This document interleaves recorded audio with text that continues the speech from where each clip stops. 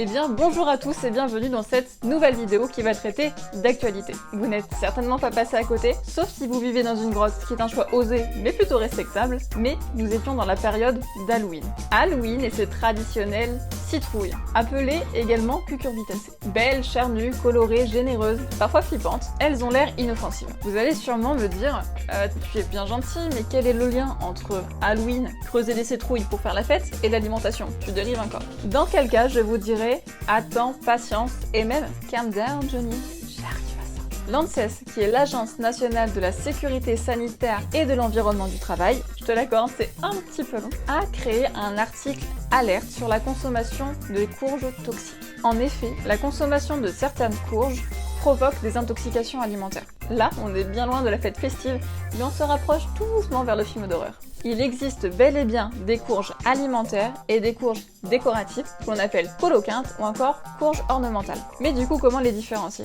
Eh bien, nous avons plusieurs méthodes.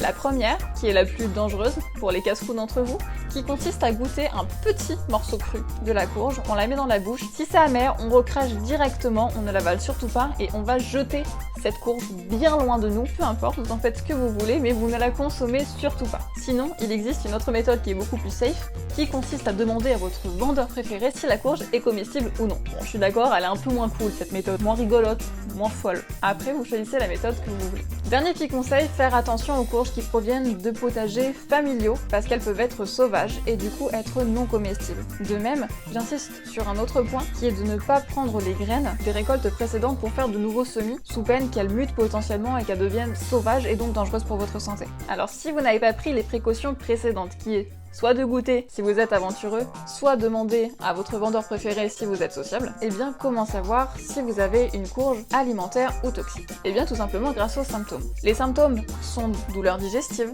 des nausées, des vomissements, des diarrhées cinglantes, voire même une déshydratation importante nécessitant une hospitalisation. Vous l'aurez remarqué, ces symptômes sont fort sympathiques.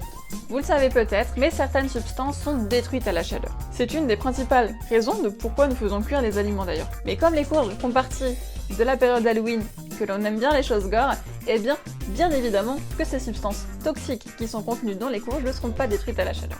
Mais alors pourquoi ces aliments contiennent-ils du poison? Eh bien tout simplement parce que ces légumes sont de base sauvages et sont donc agressés par des prédateurs. Et rien de tel que du poison pour y remédier. Eh ouais, les courges, ça rigole pas.